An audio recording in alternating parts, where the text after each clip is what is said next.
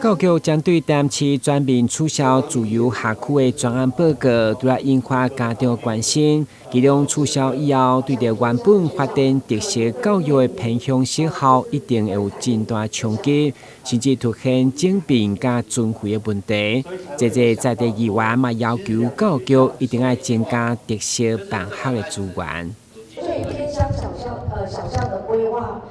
分学区的时候，在扩大学区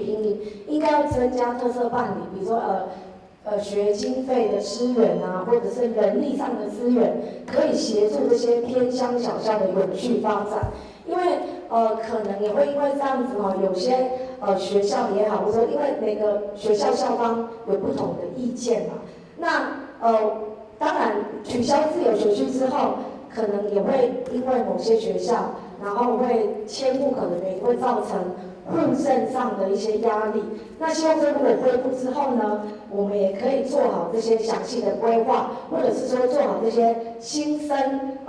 的人数的检讨或是分配。光标6个国小来看的话，它几乎有3个国小，它的人数不符合大家的期待，也就是说大概距离2-3公里就一间，2-3公里就一间。可是未来这个的整并跟合作合盟的部分，就可能要麻烦教育局长要好好思考。我觉得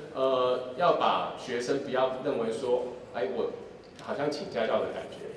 这样子的小校的发展真的有局限。但是如果合起来，像我们深坑国小，它的语言教学方式就是达到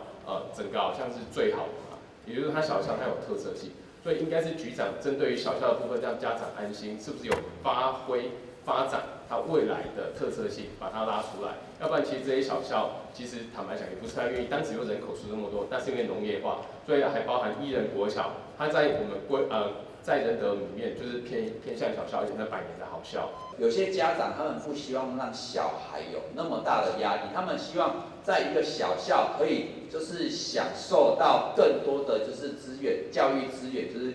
可能我们的师生比例又比较少的状况之下，就是说有老师去单独去照顾这些学生，这是有些家长的愿望啊。他们希望就是说在偏乡有一些可以选择的小确幸，但是取消自由入学之后，变成我怕的是说未来他们就没有这个选择性，他们就强迫必须说啊，你就必须要去成林国小，或者是说你就必须要去玉井国小。但是全面取消自由学区以后，连带嘛引发偏向学校更需要合并议题，甚至议会嘛决议建请市府提出会校自治条例来讨论。台南新闻军旗张素维采访报道。